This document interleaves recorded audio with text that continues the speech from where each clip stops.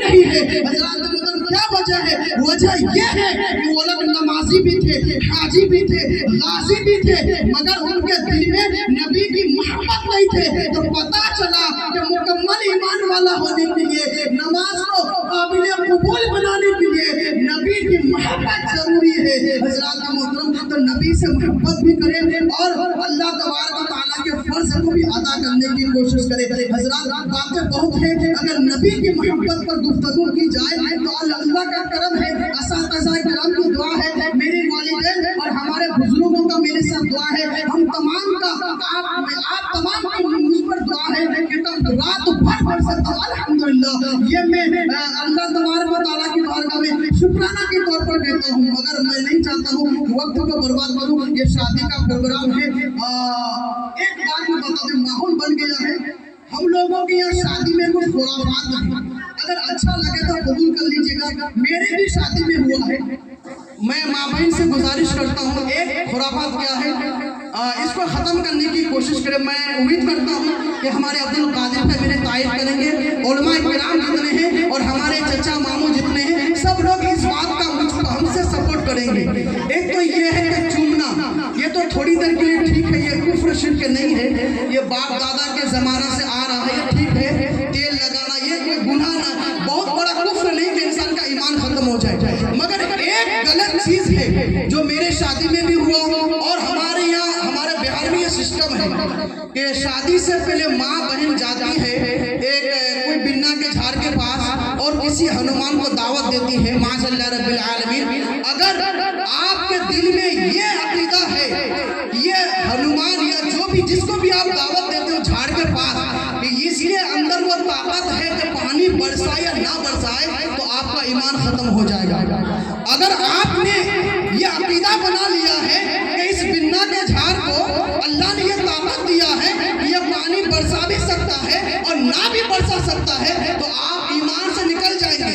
देखने में मुसलमान रहेंगे मगर आप अंदर से खत्म हो चुके हैं। तो ये अकीदा इनको खत्म करें। पहले ज़माने में ठीक ठाक लोग पढ़े लिखे नहीं थे, मालूमात नहीं थे, मगर अब अल्लाह का करम है कि इल्म का उजाला फैल चुका है, लोगों को मालूमात हो चुका है, चाहे सोशल मीडिया के दौर से हो या अपने इमाम के जरिए हो, मगर लोगों को पता चला है। तो इस खुराफात को ख़त्म करें। मैं यहाँ पर एक तरीका बताता हूँ, जब भी आपके बेटा का शादी हो या बेटी का शादी हो, आप बिन्ना के झाड़ के पास नहीं जाएंगे।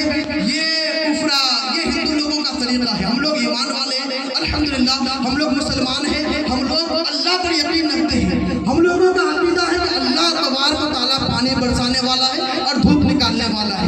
तो हम लोगों का ईमान अल्लाह और उसके रसूल पर होना चाहिए कि ना कि बिन्ना के झाड़ पर। तो मैं एक तरीका बताता हूँ, आप मन्नत मानेंगे तो क्या मानेंगे, बहुत अच्छा तरीका बता के जा रहा हूँ, इस पर अमल करने की कोशिश करें। अब इसके बाद जिसका भी शादी होगा इंशाअल्लाह मुझे उम्मीद है माँ बहन से वो लोग भी इस पर अमल करेंगे। आप क्या करेंगे, बिन्ना के झाड़ के पास ना जाके लड़के का जिसका शादी होगा उसकी माँ ये नियत करे, या अल्लाह, मुसल्ला पर बैठ जाएंगे और नियत करेंगे, या अल्लाह अगर तेरे फजल करम से नबी के सदक़े में मेरे बेटे की अच्छे से शादी हो गई, तमाम चीज़ इकट्ठा हो गए, तमाम चीज़ों में बरकत हो गए, अच्छे से निभा गए, तो या अल्लाह मैं शादी के बाद 2 नफली रोज़ा रखूंगी। वो दी सुभान अल्लाह, ये अच्छा तरीका है कि 2 नफली रोज़ा रखूंगा।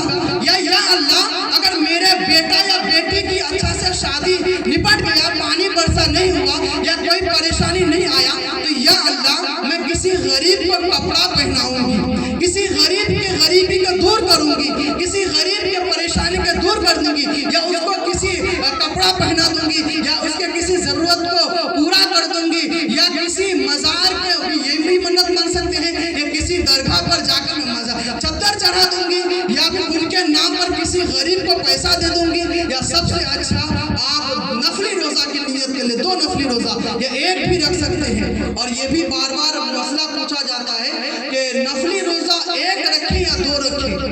औरतें अल्हम्दुलिल्लाह मर्द के मुकाबले में हमारे माँ बहन जो है रोज़ा रखने में ज़्यादा मजबूत होती है मर्द के मुकाबले में। तो हमेशा मसला पूछती है कि एक नफली रोज़ा रख सकते नहीं, एक नफली रोज़ा भी रख सकती है।